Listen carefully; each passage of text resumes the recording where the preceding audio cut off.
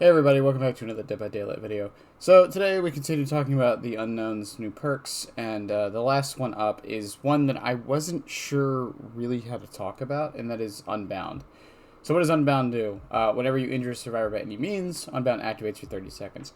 You gain a 5% haste status effect for 10 seconds after vaulting a window. So 5% haste for 10 seconds is actually pretty decent, but this perk has a lot of issues, and there's really only a few killers I think I found that can use it even kind of slightly well. But we'll get into that in a second. So the haste effect after vaulting it also needs to be noted. This does not affect the vaulting speed itself.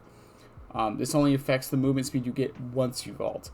So this perk already has the issue of not being very good on its own. It's only good when combined with other perks and add-ons that increase your vault speed.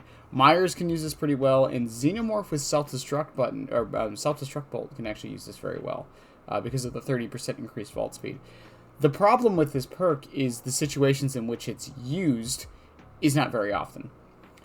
The biggest issue is that when you would injure a survivor, they're probably running away to another loot more than likely, and by the time you get over there, the cooldown for this is probably already gone.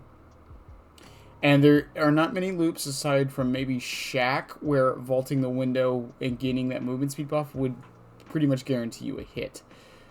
Without some other form of vault speed like Superior Anatomy or Bamboozle. But even in those cases, a lot of times it would have just been better to try to mind game and get the hit.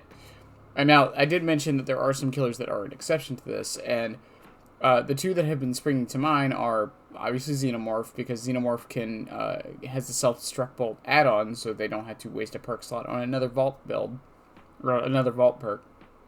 Myers, because of the natural increased vault speed he gets.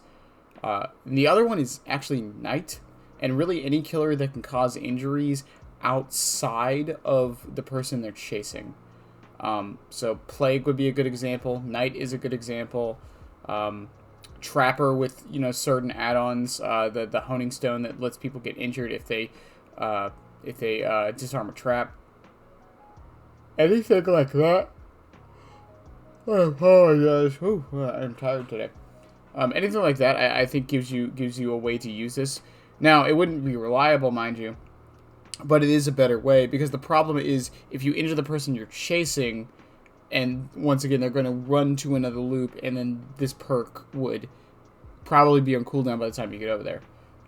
You also can't restack this, which is something I find a little strange. And what do I mean by that is, so the 30 seconds, once you injure a survivor 30 seconds, the timer starts, and the next time you vault, you get the 5% haste. So if you injure the survivor again, that timer doesn't reset, it just keeps going, which, I mean, it would be kind of nice if it just reset itself. I have a couple ways I would fix this perk, quote-unquote, but I don't think it's bad. That's the thing about this perk and why I had a really hard time coming up with something to even really say about it. Similar to Deadline on Alan Wake, it's just a perk that's just, it's okay.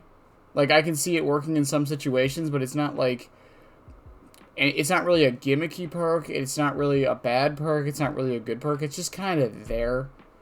And honestly, those are kind of the perks I hate the most. As much as this channel has talked about perks that need changes and aren't that good, and, we could buff here, buff there, perks like this are just kind of very difficult to say anything relevant about. I mean, I'm struggling even right now. Like, it's fine. Like, you might get some use out of it here and there. Some loops it might be good with, some killers it's better with than others.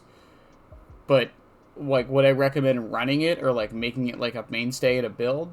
Probably not. And I am going to go over this in another video talking about how Chucky interacts with all of these perks.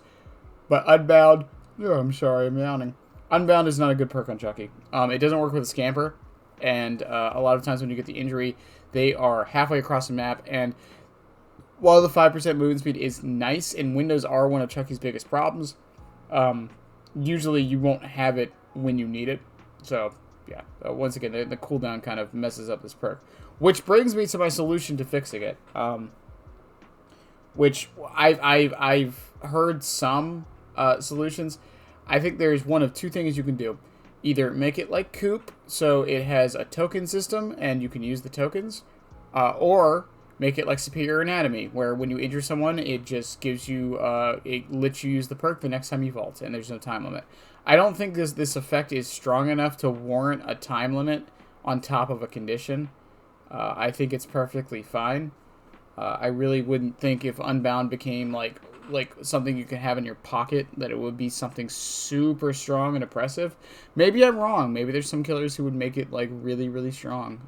Maybe Xenomorph with Self-Destruct Belt would make it like the best perk in the game. Who knows?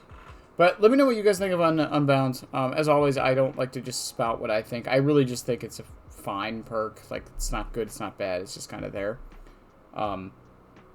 But yeah, as always, the links and stuff are below. I love you guys. Have a good one. And yeah, bye.